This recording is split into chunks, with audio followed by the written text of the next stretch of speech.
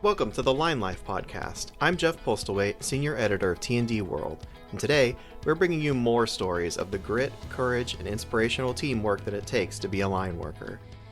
Thanks for tuning in to the Line Life podcast. My name is Amy Fishbach, and I'm the field editor for T&D World magazine. For this episode of our Line Life podcast, we are continuing with part 2 of my conversation with Peter Fuhr from the Oak Ridge National Laboratory. In this episode, he's going to dive deeper into the research that's being done at the National Laboratory on drones and the electric utility industry. Also, if you missed part 1 of this interview series, please go to the Line Life podcast at linelife.podbean.com. And listeners, if you could do a favor for me, if you like this show, make sure that you tell your friends and coworkers about it. And subscribe to the Line Life podcast on Podbean, again at linelife.podbean.com. The Line Life podcast is also available on other podcasting platforms, including Apple Podcasts and Spotify, and your favorite podcasting app. So make sure that you subscribe so you're notified when new episodes are released. Typically, we release interview-style episodes the first and third Fridays of each month and audio stories on the second and fourth Fridays of each month. And if you have a guest who you think would be fantastic for the Line Life podcast, please email us at linelifepodcast@gmail.com. Now let's listen in on my conversation with Peter for the Line Life podcast. So Peter, in the early part of our conversation, you talked about your background as an apprentice line worker in Minnesota and gave an overview of the drone technology being used in the utility industry. Now, can you talk a little bit about demonstrating this technology in Chattanooga, Tennessee? What was that like? That is my pleasure because we're almost hitting the crescendo here. So we had a case where we worked a lot with this particular utility and had meetings with so many others around the U.S., large, small, munis, oh my God, IOUs. We had all sorts of different things and talking with end users. And in this particular case, the end users are the line workers. So the real thing was, what would help you? And we got a bunch of guidance that was just coming in, like use cases. I wish I had A, B, C, D, E, F, whatever. So can we do this? And do what? Well, inspections. And the private sector's doing that's great. But instead of just that, could we have something, a system, a platform, where you put a bunch of sensors inside here and go out and actually look at the lines themselves? In fact, the president and CEO of the Electric Power Board of EPB was making some pretty bold statements saying, we want a drone in every bucket truck, everything. Because instead of having to send the line worker up the pole in plus or minus conditions, maybe we can fly the drone up there and just have it do some inspections, and not just a camera.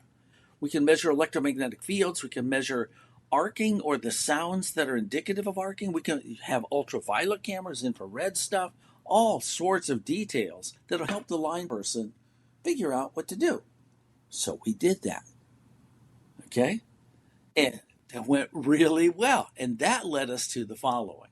There's a training site in Chattanooga that is about the size of maybe 2 soccer fields, something like that. And they have line worker rodeos that are held there and all sorts of a bunch of poles. Some of the lines are de-energized, the training situation. And some of them are, you can turn on the power and get the live feeds also. So at this particular location, we said, okay, let's use this and see if we can get our drones to fly from pole to pole. How do you do that? Fine resolution GPS. So the poles, we already know what the pole number is and where it's located. That's in the database that the utility has. And based on that, we can do the following. By the way, that worked great, and everyone was happy. We had some cameras on drones that were flying at the training site, and we had data feeds that were going about 4 miles, 7 kilometers, something like that, from the training site to the distribution center headquarters, where the big SCADA system is, the big walls there. And I remember this so well, that we had live feeds coming from the imagery, the cameras on the drones, and we had a couple cameras on poles at making up the infrastructure for the training site. All that was relayed through communications. We know how to do that. And we got them on display on some of the big screens in the SCADA control room. And the drones are flying around. Now, at this time, we had people on the ground with their little handheld remote controls flying the drones and doing stuff. It's choreographed. We had an idea of what you want to go measure and stuff like that. It was the response in that control room where it said, oh, this is great. I can see exactly what's happening here. So if we had this with a bucket truck back at the distribution center, maybe we can relay the info to the line workers and assist them in their activities. Make it better. And within 1 minute, people at the distribution center were saying, hey, we want to remote control the drones from here. And that was a seminal moment because all of a sudden, can we do that? And that led to this project we've had now for a while called AIMS, Autonomous Information Measurement Sensors and Systems. And basically, can we have the SCADA and outage management systems telling the drones where to go, controlling the drones? And no humans have to be involved. They can be, but you don't have to. And so the deal was, can we demonstrate this? And with about 6 months ago, indeed we did. We worked hard on this thing.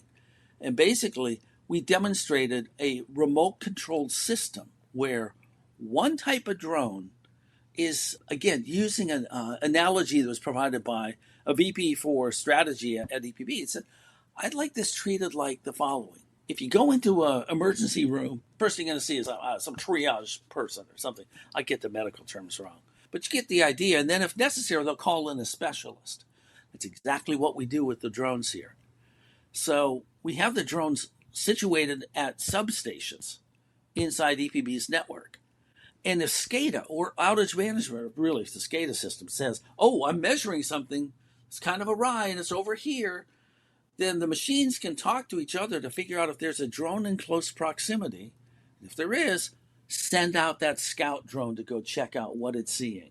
The measurements get relayed through the network back to the machines.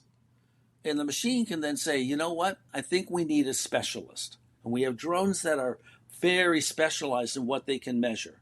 The first thing is a scout. Okay, just that, just triage. The next thing he says, bring in, we need a surgeon or whatever we need from that analogy.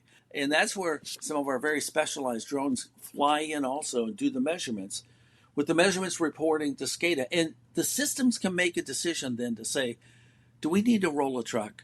Should we get a line worker out here? They're going to have to drive for who knows how long. I'm really thinking like Nebraska. I'm thinking Kansas, really. It's like big distance. It's and the cost associated with that. So if I could achieve some of that with a drone, then sure. And hey, what do I need on the bucket truck that I'm going to have the line worker drive? And all of that then hooks into outage management and back to the decision. It can decide to say, issue a ticket. We need to get this particular bucket truck out there. And you know what, Amy? That's what we've demonstrated. And I got to tell you, the response coming from utilities, large and small, is basically like, hey, we want some of that. Absolutely.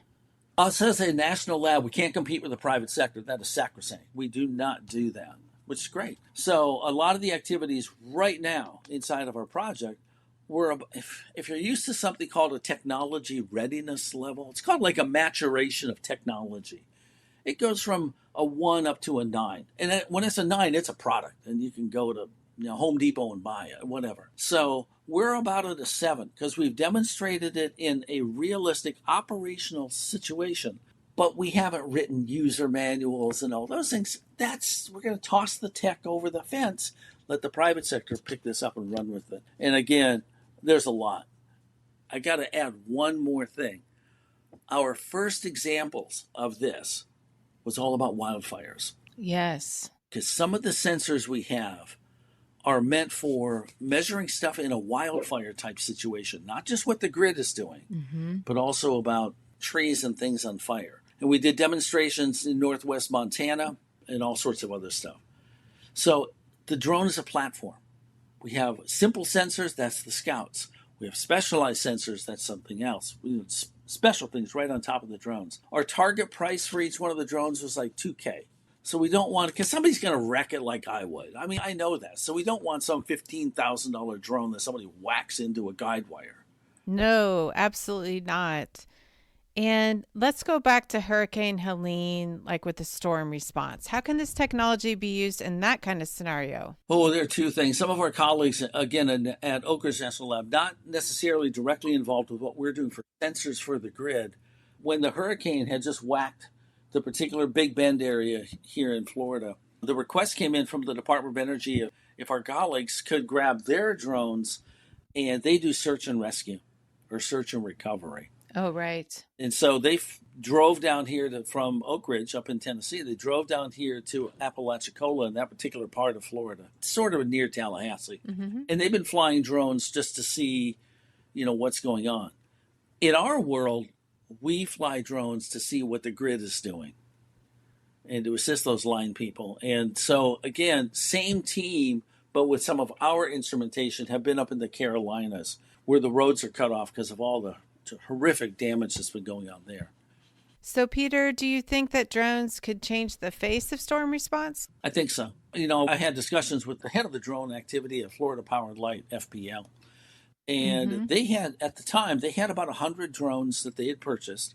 And then since they've shipped, my perspective, they've shifted over to use a third-party contractor. But basically, they were doing assessments. They know the hurricane's coming in like Milton right now. We know it's like 2 days off from hitting the coast, western coast in Florida. So they're doing inspections with drones and look at what's happening.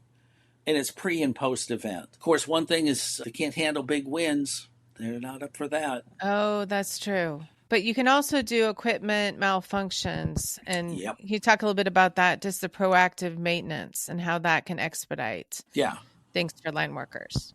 Absolutely. So one example is the following. I'm going to dovetail back in here with the wildfire thing, and that is cracked insulators. So if you're used to a cracked insulator, it's like a little lightning bolt that's going from one part of the insulator to the other. And that can also be an ignition source for wildfires. So if you have some dry vegetation and if you haven't been maintaining your lines or something just fell over and it's in proximity and here comes the lightning bolt from a cracked insulator, here comes your wildfire.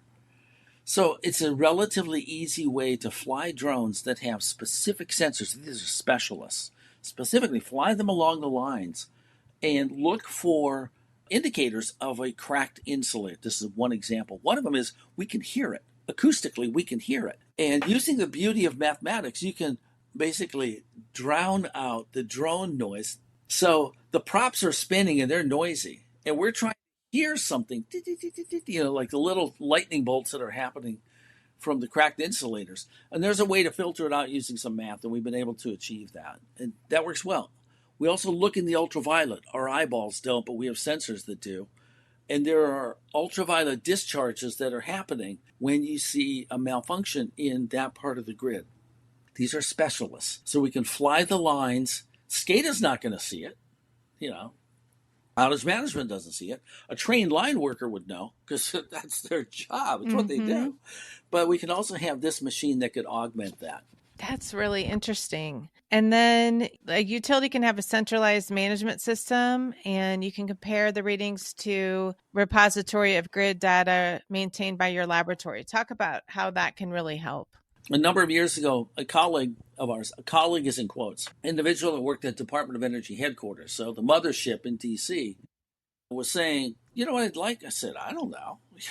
What do you want today? I said, I'd like to have just what you mentioned. I mean, it's a repository of information, of measurements, of if you hear or see this, if you measure this, it means that. And so we built this thing, and basically it's a signature library. And it's just a library of stuff that people from all over the place have found or measured, and we've put them into a database, into a searchable, easy-to-use database. EPRI is involved, Texas A&M is involved, some other academics are involved, other national labs are involved, and basically this database is just expanded. And its use is the following. So I have one of these sensors that's out here flying around doing something, and it's measuring whatever waveform, point on wave and all sorts of junk. I can then compare that with the entries in the signature library. Let's say, oh, it's like a match filter. It says, oh, if I see this, it means that. Oh, look at that. Okay. And therefore, hey, let's put it all together. Hey, SCADA system, my measurements are seeing this. So do you want us to fly it? I'm saying us as if the entire system is a human. Do you want us then to fly a specialist to go look at this location? Because we're measuring something very unique. So that's the database. And you know what? I'm going to throw some other tech inside there. We sort of treat that database that can then be used as a black box, just like you have in aircraft. Like, this is showing what the grid is doing. And we can compare to it and see what's happening. But we don't want people to screw around with that thing. So there's cybersecurity on top of it. We use distributed ledger technology, aka like blockchains and stuff like that, to actually lock down access to that particular database and what we're measuring. Because we don't want nefarious people getting in on this thing. Absolutely not. That's really cool. It works well. And then going back to the drones, they can also dodge obstacles, which I think is really good, especially in this environment. Talk a little bit more about that. Collision avoidance. So, again, we have lots of drones at our place, and we have met with so many companies, and a lot of them are end users saying, hey, we're just buying this drone with a camera because that's what we're going to do. Vegetation management is easy to talk about. So we're going to do that. Great. Okay. And I've personally witnessed some very high-flying companies, domestic companies with drones saying, look, we can do this, and we have collision avoidance, and bring them to Chattanooga, bring them to the training site, and I watch them crash into electrical lines. It's like, oh, come on. So there's improvements that are underway. A lot of that is data analysis, and then trying to figure out, am I close to something? Should I back off? So yeah, collision avoidance is a real deal. That's a real deal. There's some good solutions that are working their way to the private sector to then be commercialized. And then monitoring its own battery. That seems like that would be very useful to have as well. Yeah, we're doing that because you got to figure out, where are you? Okay, GPS of the drone itself. Where am I trying to go? What's my power consumption? Do I have the right types of sensors? Can I make it out there and do the measurements and come back? And communicate all the measurements through various networks back to the databases. So there's quite the choreographed dance that happens. And that's what we're working on right now, bundling it up so the private sector can take this and run with it. Utilities have just been very, very interested in this particular stuff. Why? Because as I was told, every time you roll a truck out of a utility, have a line worker or two and some stuff, $1,500. Really? Yeah. And so, if I can minimize a truck roll by having a drone go do some measurements, hey, maybe there's an economic benefit that's there too. Yeah. And then the line crew can do what they need to do, right? Absolutely. It's an assist. It's not a replacement. Saves them time. Right. Oh, God, yes. Absolutely. Yeah. Amy, I hearken back. I used a shovel. I was an apprentice line person. So you know what? I have some appreciation of what has to happen as I was watching line workers repair the lines at my house, right there. I had trees in the lines, all sorts of stuff. And if this tech can help them, I'm all for it. All for it. That's wonderful. And then one thing we've heard a lot about, Peter, is going beyond the line of sight. Yep. Talk about how this is involved with that. Well, you can get a waiver at various places. Right. You can apply for the FAA. And how easy is that to get? Your mileage may differ. It's relatively easy if you're an electric utility and you're saying, I'm restricting my flight paths to my own, what do you call that? The area that is yours. Service territory? Yes, yeah. Yes. In specific lines, like easements, I already have this to put up a pole or put up some big transmission lines. And I'm going to keep my drone in this particular path, in this particular area. So I already have, an easement to use it. And the FAA is like, keep your drones in that box. And, then they can fly. There are demonstrations that have been underway for at least a year, maybe 2 or 3 out in Colorado. That they're long distances. Certainly, we've done work with like Walmart and Amazon and others about flying drones. And there are some areas in Texas where it's right now good test areas to fly your drones. It's there, but again, stay within your boundaries. I'm not going to go look at the water tower. I'm flying on my easements associated with my particular lines. How long can these stay up in the air, Peter, typically? Batteries. The drones? Okay. 45 minutes. Yeah. About 45 minutes. And then did they circle around and go back to their stations and recharge? Or what happens then? Two things. Again, Amy, that's a really nice, real question, because that's exactly what we could ask is like, okay, and prove it. And so we're demonstrating this. So from a network infrastructure perspective, what we've been talking about is have charging stations that are at various locations in the grid. So you're taking off from point A and you're going to go over here and look at these poles and lines and stuff over here over in this location. And you know what? You don't have to return to point A again.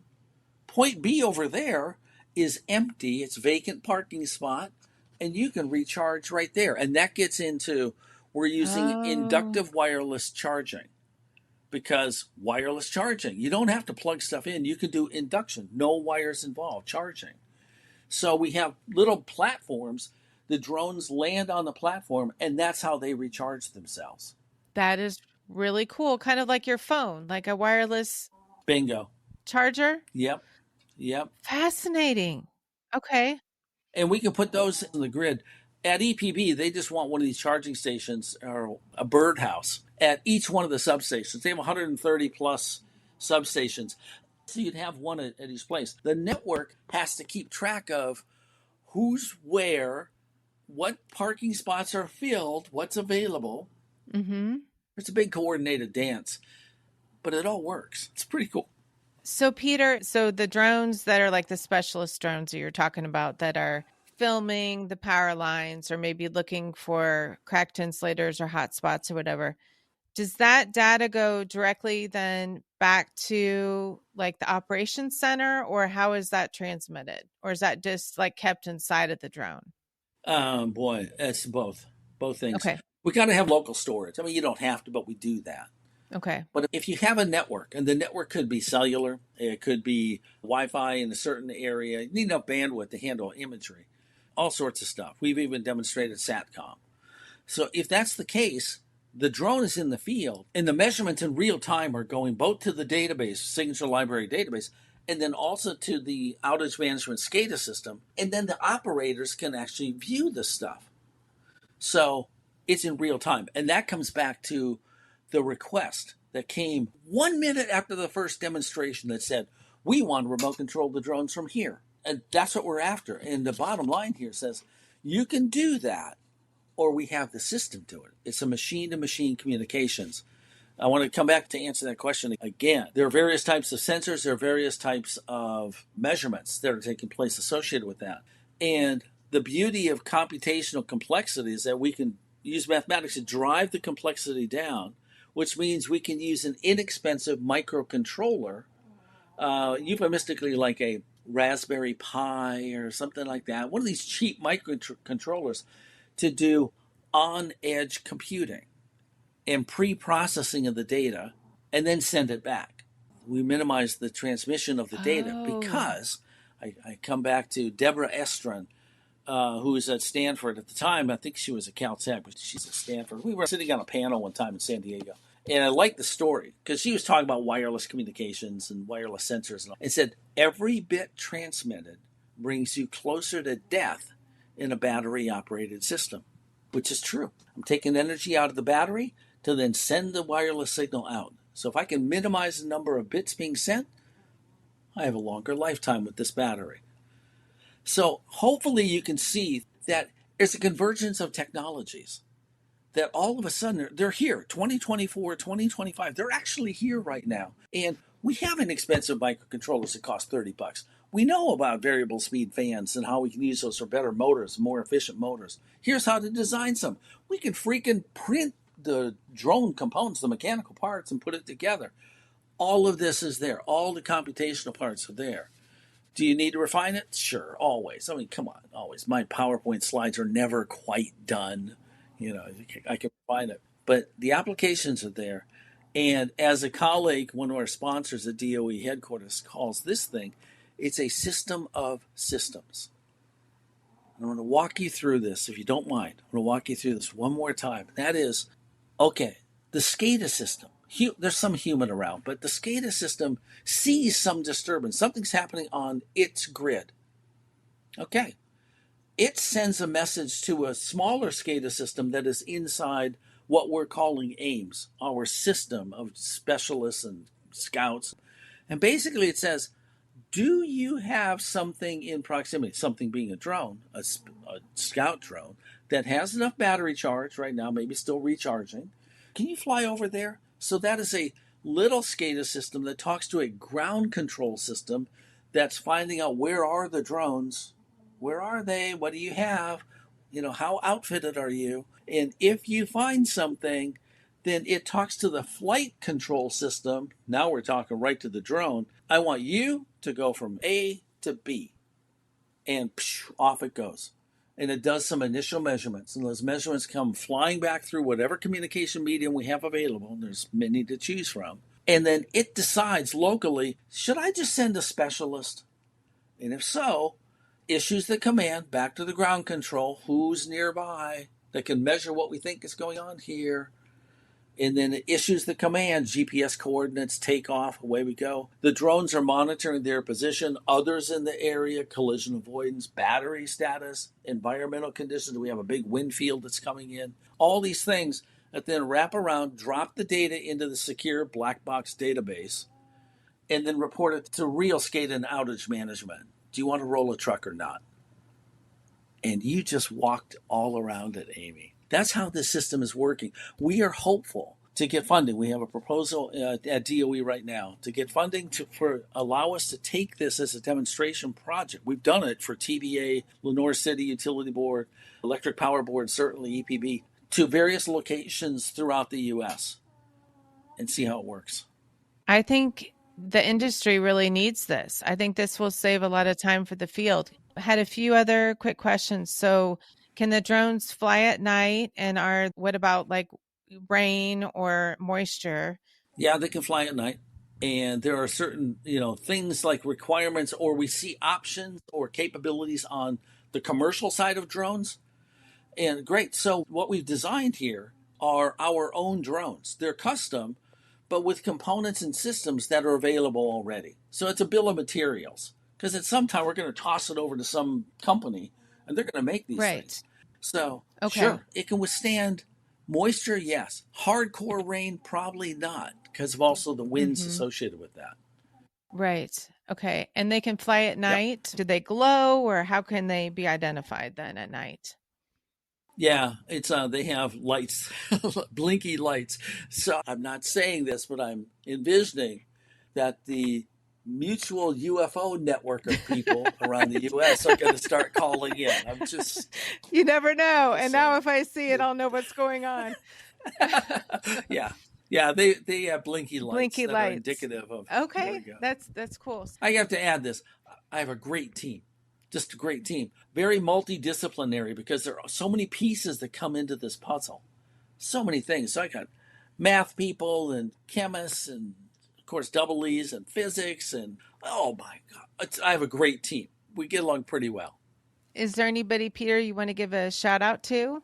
I would indeed. The two people that have really pushed this ball forward, or like Sisyphus, we're pushing the rock up the hill. Hopefully it actually doesn't come back on us. One is Elizabeth Pearsall.